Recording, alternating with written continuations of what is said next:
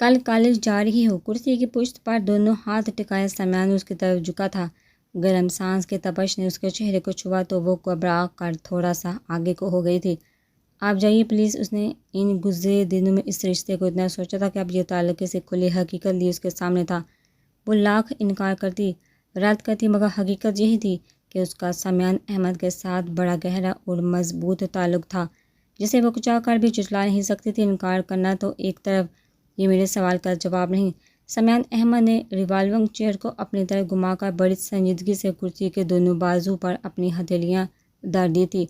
زرش اس حملے کے لیے تیار نہ تھی، پزل سی ہو کر سمیان کو دیکھنے لگی۔ اس کی آنکھوں میں ایک خوف سا آ ٹھہرا تھا۔ کل سے تم کالج جا رہی ہو جب تک ڈیٹ شیٹ نہیں آ جاتی، اس طرح تم اپنا ہی حرج کر رہی ہو۔ مجھے نہیں جانا اب کہ، اس نے بڑی تلخی سے کہا تھا۔ زرش، سمیان نے اس کی آنکھوں میں دیکھا تو وہ دونوں ہاتھوں میں چہرہ چھپا کر رو دی۔ نہیں جانا مجھے وہاں۔ آپ لوگ ایک الزام لے کر جی سکتے ہیں، میں نہیں سامنا کر سکتی میں گھٹیا لوگوں کا۔ وہ پھٹ پڑی تھی۔ اس سے کیا ہوگا، یہ تو فرار ہوا نا۔ انہیں لوگوں میں رہ کر ہی تو حقیقت منوانا اصل ضبط اور بہادری ہے۔ یہ تو کوئی بات نہ ہوئی۔ ہاں، آپ کے لیے تو یہ کوئی بات نہیں، دوسرے چاہے ضبط کرتے جان سے گزر جائیں۔ چہرہ صاف کرتے اس نے تلخی سے جوابی کارروائی کی تھی۔ سمیان احمد صرف مسکرایا تھا۔ وہ دیجے سے اس کے رخسار پر ٹھہرے آنسو اپنے پوروں پر چن لیے تھے۔ آپ، وہ کنفیوز سی کرسی کی پشت گاہ سے لگ گئی تھی۔ سمیان کی انگلیوں کے لمس نے اس کے اندر ایک آگ سی بھر دی تھی۔ یہ مسئلے کا حل نہیں، بس میں نے کہہ دیا میں نہیں جا رہی۔ اپنے چہرے کو دوپٹے سے صاف کرتے اس نے نگاہیں چرا لی تھی۔ سمیان کی قربت اس کے حواس کو جھنجھوڑ رہی تھی۔ اب کہ اس نے اٹلے پن کا مظاہرہ کیا تھا، اندر کے امڑتے خوف کو اس نے اس انداز میں چھپایا تھا۔ چچی جان اور چچا جان کو کیا جواب دو گی؟ سمیان سیدھا ہو کر کھڑا ہوا تو وہ تیزی سے کرسی چھوڑ کر دیوار کے ساتھ جا کھڑی ہوئی تھی۔ یہ آپ کا درد سر نہیں، جب وہ پوچھیں گے تو بات کر لوں گی۔ سمیان نے ایک دو بار اسے دیکھا تھا۔ سمیان کے نگاہوں کے ارتکاز سے وہ کنفیوز ہونے لگی تھی۔ سمیان کی مسلسل موجودگی اس کو متوحش کر رہی تھی۔ اس کا ذہن الجھ رہا تھا۔ تمہیں علم ہے میں اسلام آباد کیوں گیا تھا؟ سمیان کھڑکی کے پاس آ کھڑا ہوا باہر کی طرف دیکھتے سوال کیا تھا۔ زرش نے الجھ کر انہیں دیکھا۔ کسی میٹنگ میں گئے ہوں گے؟ ہاں، گیا تو میں ایک آفیشیل کام سے ہی تھا، مگر ابو کی خصوصی ہدایت بھی تھی کہ وہاں عثمان بھائی کی رہائش میں کنسٹرکشن کا کام بھی دیکھ لوں۔ اسی ماہ کے اندر سارا کام کمپلیٹ ہو جائے تو پھر وہاں شفٹنگ کا پروسیس بھی مکمل ہو جائے گا۔ آپ سب اسلام آباد شفٹ ہو رہے ہیں؟ زرش کے لیے یہ نئی ہی نہیں، حیرت انگیز بات تھی۔ حیران ہو کر سمیان کو دیکھا۔ ہم سب نہیں، صرف میں اور تم، وہ بھی تمہارے ایگزام کے بعد۔ ہاں، اس سے پہلے مجھے وہاں کے آفس کا چارج سنبھالنا ہوگا۔ اس کے قریب آ کر سمیان نے یہ انکشاف کیا تھا۔ وہ حیرت سے دیکھے گی۔ سمیان آگاہ تو کر چکا تھا، مگر وہ سمجھی تھی کہ بات آئی گئی ہو گئی ہے، اور اب مطلب تمہیں خبر تو ہے۔ آپ سے کہہ چکی تھی کہ مجھے کہیں نہیں جانا۔ اس سلسلے میں آپ سے تفصیلی بات ہو چکی ہے۔ آپ میرے فیصلے سے آگاہ ہیں۔ پھر بھی، وہ بڑی برہمی سے گویا ہوئی، ضروری نہیں ہمارے ہر بیوقوفی پر مبنی فیصلے کو مانا بھی جائے۔ سمیان کی سنجیدگی میں ذرا فرق نہ آیا تھا۔ آپ مجھ پر زبردستی کریں گے؟ وہ اچھی خاصی تلخی سے گویا تھی۔ اگر تم آرام سے نہ مانی تو پھر شاید یہ بھی ناگزیر ہو جائے۔ زرش نے لب بھینچ لیے تھے۔ سمیان کی ٹون ہی بدل گئی تھی۔ انتہائی سنجیدہ انداز۔ دیکھو زرش، جیسا تم چاہتی ہو ویسا کبھی نہیں ہونے والا۔ اول تو امی کبھی بھی اپنی غلطی تسلیم نہیں کریں گی، اگر کر بھی لی تو بھی اقرار نہیں کریں گی۔ تم آرام سے اپنے ایگزام دو، یہ میرا تم سے وعدہ ہے۔ میں تمہیں کبھی مزید تعلیم سے نہیں روکوں گا۔ میری ہر ممکن کوشش ہوگی تم ہر حال میں اپنی ایجوکیشن مکمل کرو۔ میرا ہر طرح کا تعاون تمہارے ساتھ رہے گا۔ مجھے نہ یہاں اور نہ ہی اسلام آباد کہیں نہیں جانا۔ قبل نہیں آپ کی، اس نے اٹیلے پن کا مظاہرہ کیا تھا۔ زرش، سمیان نے تادیتی نگاہوں سے گھورا۔ زبردستی کی تو بات ہی رہنے دے۔ میں کسی بھی زبردستی کو نہیں مانتی۔ زبردستی بھی وہاں مانی جاتی ہے جہاں کوئی کسی تعلق کسی حق کو مانے، جب کہ میں گہرا تعلق ہے ہمارا تمہارا، رد کرنے یا جھٹلانے سے حقیقت بدل نہیں جائے گی۔ سمیان نے ایک دم اس کی بات کاٹ دی تھی۔ اور رہی حق کی بات، تو تم میری بیوی ہو، میری نکاح میں ہو، ہر طرح کا حق حاصل ہے مجھے۔ زبردستی تو بہت عام سی بات ہے۔ زرش کو سمیان سے اس رویے کی امید نہ تھی۔ جس طرح پچھلے ان کے ہاں نہ جانے کے فیصلے کو سب نے خاموشی سے قبول کر لیا تھا۔ وہ مطمئن تھی کہ اسے کوئی اب اس کے فیصلے سے نہیں ہٹائے گا، مگر اب سمیان کا انداز اور اعتبار، سمیان کی بات پر اس کے چہرے کا رنگ سرخی میں بدل گیا تھا۔ مجھے آپ سے کسی بھی سلسلے میں کوئی بات نہیں کرنی، آپ پلیز چلے جائیے۔ اپنی حجالت اس نے تلخی کے لبادے میں لپیٹی تھی۔ غصے سے کہہ کر اس کا ارادہ وہاں سے واک آؤٹ کرنے کا تھا، جب ہی سمیان نے اس کا ہاتھ تھام کر ہلکا سا دباؤ ڈالتے اپنی طرف اسے کھینچ لیا تھا۔ وہ اس آفات کے لیے قطعی تیار نہ تھی، سیدھی سمیان کے کشادہ سینے سے جا لگی تھی۔ آپ، اس نے بڑی سختی سے کچھ کہنا چاہا تھا، مگر سمیان کے مضبوط بازو کے حصار نے اس کی بولتی بند کروا دی تھی۔ کیا کرتے ہیں آپ؟ چھوڑے مجھے۔ اگلے ہی پل شدید مزاحمت کی تھی۔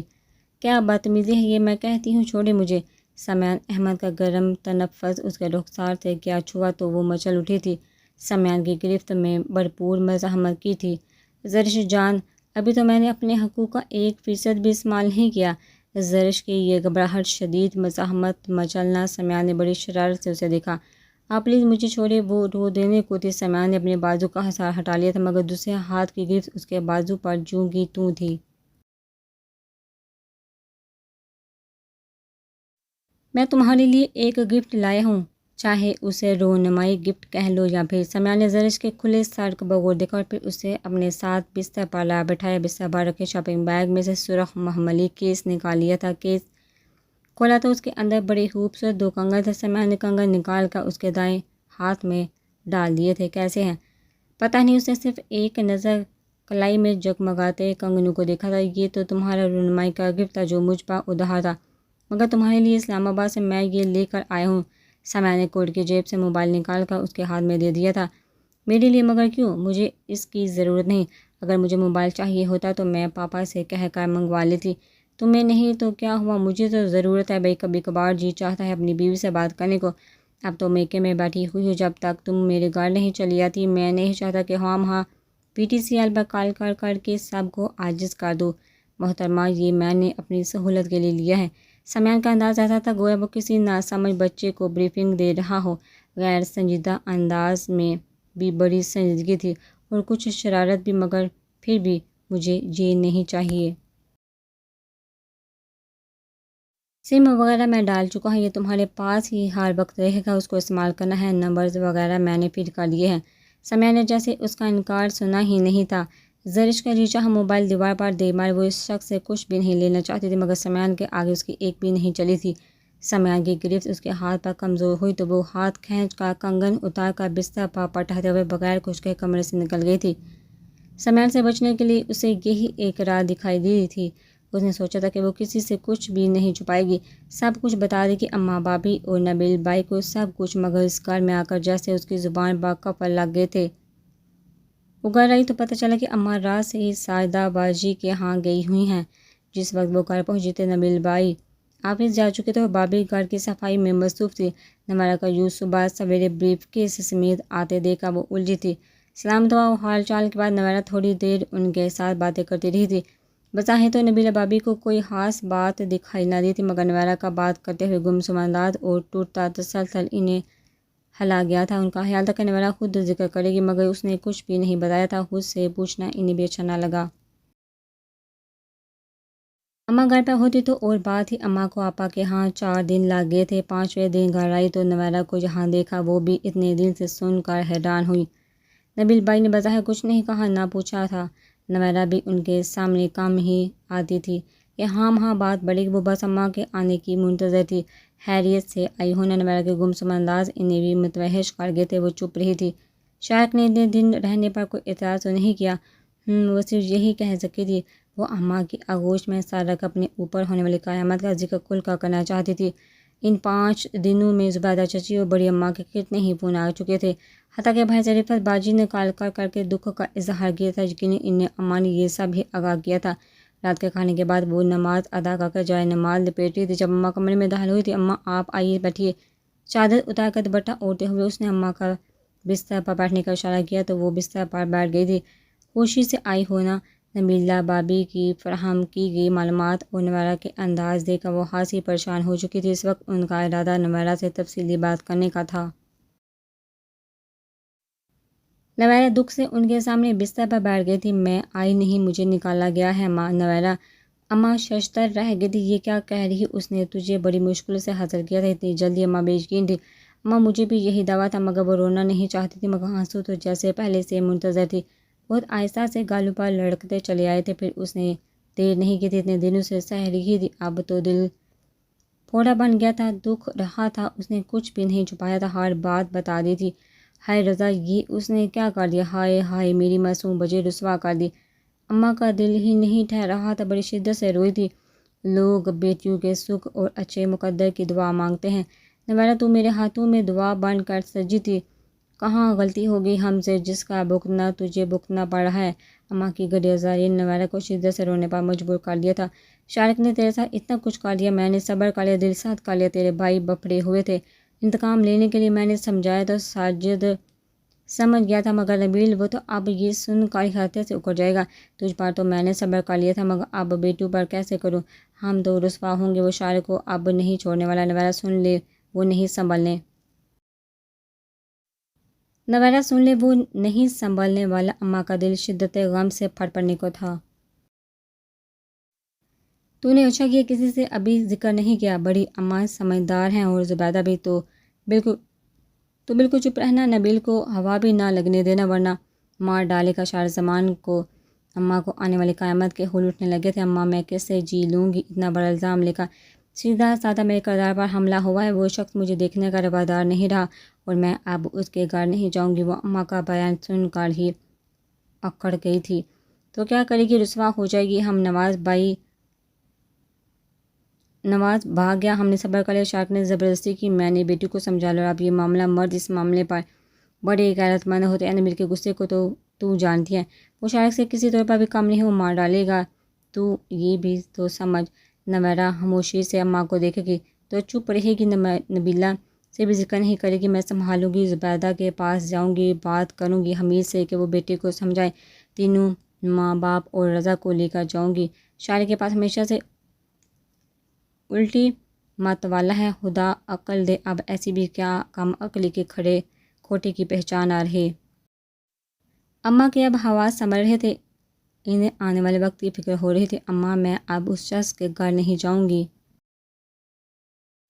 وہ مجھے ایک دفعہ نکال چکا ہے، اس نے پہلے میرے ساتھ جو بھی کیا میں نے برداشت کر لیا، ایک سمجھوتا کرتے ہوئے خود کو اس کی بیوی بنا لیا، غصہ اپنی جگہ، مگر کبھی بددیانتی کا سوچا بھی نہیں، اور اب اس نے صاف میرے کردار پر چوٹ لگائی ہے۔ رضا سے مجھے کوئی گلہ نہیں کہ وہ بہہ گیا ہے، مگر شارق اماں اس نے مجھے بد کردار تک کہا ہے اور میں یہ نہیں برداشت کر سکتی۔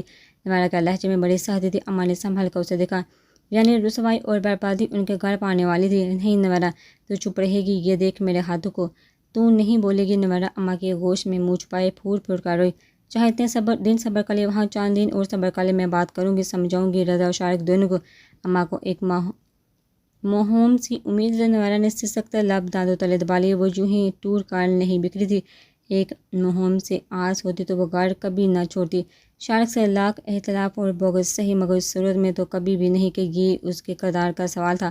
مگر اماں کو کیسے سمجھاتی کہ اماں کو نہ جانے کون سی موہوم آس سی، لیکن وہ ہر آس توڑ کر یہاں تک پہنچی تھی۔ تم اکیلی ذات ہوتی تو شاید میں سوچتی بھی، اس بچے کے ہوتے ہوئے اب بہت سی باتوں کا خیال کرنا پڑے گا۔ نویرہ تم ابھی جذباتی ہو رہی ہو، ٹھنڈے دل سے سوچو، یہ بچے کی آئندہ زندگی پر اثر انداز ہونے والی بات ہے، لوگ کبھی حقیقت نہیں دیکھتے، وہ بات کرتے ہیں چاہے اس الزام سے کسی کا خون ہو جائے۔ اماں بہت مشکل ہے اب نبھا کرنا، میں ساری کشتیاں جلا کر آئی ہوں، اب واپسی کا کوئی راستہ نہیں بچا، تو پھر اس بچے کو کیا نام دو گی؟ اگر شارق نے اس بچے سے بھی انکار کر دیا تو؟ نہیں اماں، شارق بچے کی حقیقت کو مانتا ہے، بے شک تو میرے کردار پر ہوا ہے، مگر میں اسے اپنا بچہ نہیں دوں گی، بیٹا یا بیٹی ہو، میں اسے نہیں دوں گی، میں اس کے گھر نہیں جاؤں گی، بھلے وہ ساری عمر مجھے نہ چھوڑے، اب آزاد ہے، آپ کو جو کرنا ہے کر لے، اور اگر شارق نہ مانا تو پھر کوئی بھی مجھے اس کے گھر جانے پر مجبور نہیں کرے گا، میں نہیں جاؤں گی وہاں، میں کل ہی زبیدہ کے پاس جاؤں گی۔ اماں نے جیسے اس کے فیصلے کو کوئی اہمیت نہ دی تھی، نویرہ نے خاموشی سے اپنے آنسو صاف کیے، وہ جانتی تھی شارق زمان پتھر بن چکا ہے، پتھر کب پگھلتا ہے بھلا وہ، اور رضا کے تصور سے ہی اسے اپنا پورا وجود نفرت کی شدت سے نیل و نیل ہوتا محسوس ہوا۔ پاپا نے سنبھلنے کے بعد اسے اپنے پاس بلا کر اس کا آئندہ کا پروگرام پوچھا تھا، کہ فیصلہ کر چکی تھی اور اپنے فیصلے پر قائم بھی تھی۔ اس نے سعود احمد اور شائستہ کے سامنے بھی وہی باتیں دہرا دی تھی جو وہ زباریہ بابی اور سمیان احمد کے سامنے کہہ چکی تھی۔ شائستہ کو زرش کی یہ بیوقوفی لگ رہی تھی، مگر سعود احمد نے ان کو خاموش کروا کر زرش کو ہوش رہنے کی تاکید کی تھی، اس یقین اور بروسی کے ساتھ کہ اس کے فیصلے کو اہمیت دی جائے گی۔ سمیان احمد سے متعلق اس پر کسی بھی قسم کی زبردستی نہیں کی جائے گی۔ کالج سے مسلسل غیر حاضر ہونے اور کالج چھوڑنے کا فیصلہ بھی اس نے ان کے سامنے رکھ دیا تھا۔ اس پر سعود احمد کو اعتراض ہوا تھا، اس نے انہیں زرش کی حماقت دکھائی دی تھی، مگر زرش نے ان کو منا کر ہی دم لیا تھا۔ انہیں کالج چھوڑ کر اکیڈمی جوائن کرنے کی فرمائش کی تھی۔ لاچار سعود احمد کو یہ بات بھی ماننا پڑی تھی کہ ایک غلط فیصلے کے بعد وہ اب اپنی طرف سے زرش کے ساتھ کوئی زیادتی نہیں کرنا چاہتے تھے۔ سعد کے ساتھ رشتہ طے کرنے کے بعد وہ اب کوئی ایسی غلطی نہیں کرنا چاہتے تھے۔ یہ 3 بیٹیاں ہی تو ان کی کل کائنات تھی، سرمایہ زندگی تھی۔ زرش کے ساتھ اب تک جو بھی ہو چکا تھا اور جب جواباً اس کا جو بھی رد عمل تھا، ان سب کو برداشت کرنا تھا۔ اس نے پاپا سے اجازت ملتے ہی سارے کو کال کی تھی۔ اس کے ریفرنس سے نواز فاروق سے بات کر کے اس نے اکیڈمی جوائن کرنے کی بات کی تھی۔ سائرہ اس کے بارے میں کسی حد تک باخبر تھی۔ زرش کو کالج چھوڑ کر ان دنوں اکیڈمی جوائن کر لینے پر اس نے زیادہ قریدا تھا۔ ویسے بھی وہ اپنے کام سے کام رکھنے والی لڑکی تھی، تاہم زرش نے اسے سرنواز اکیڈمی کے کسی اور فرد سے اس کی شادی کا ذکر کرنے سے منع کر دیا تھا۔ اس نے مسکرا کر ہمیں بالی تھی۔ ماما پاپا سے بات کرنے کے 2-3 دن بعد ہی اس نے اکیڈمی جوائن کر لی تھی۔ سمیان احمد اور فرح کو پتہ چلا تو دونوں ہی چپ ہو گئے تھے۔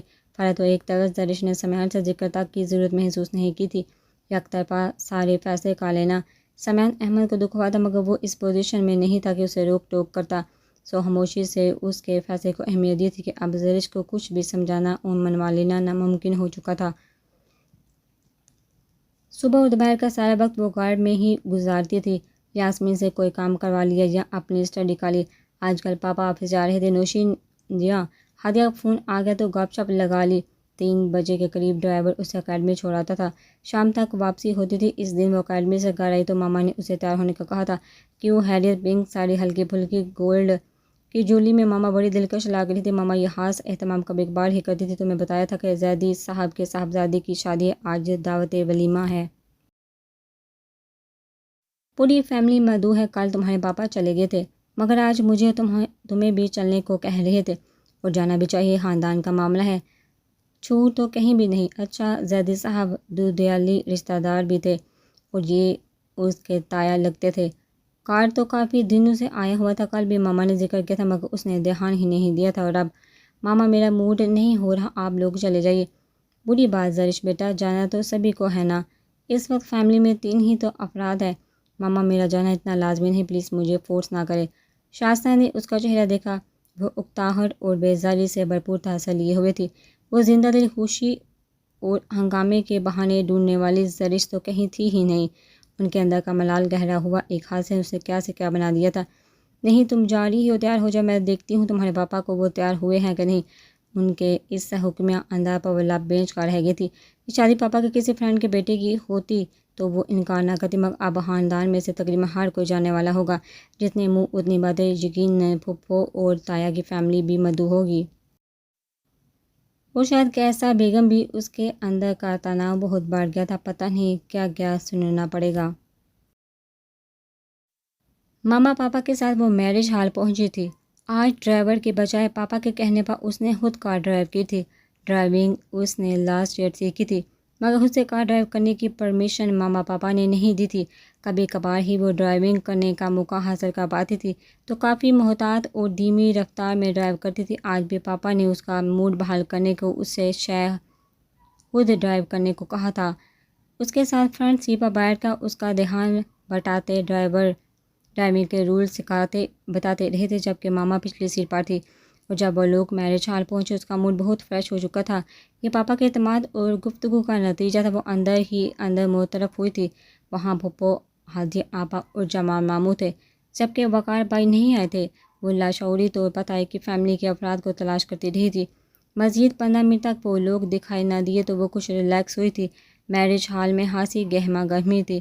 ماما اور پاپا دیگر لوگوں سے ملنے کو چلے گئے تو وہ ہادیہ آپا کے پاس بیٹھ کر یوں ہی باتیں کرنے لگی تھی۔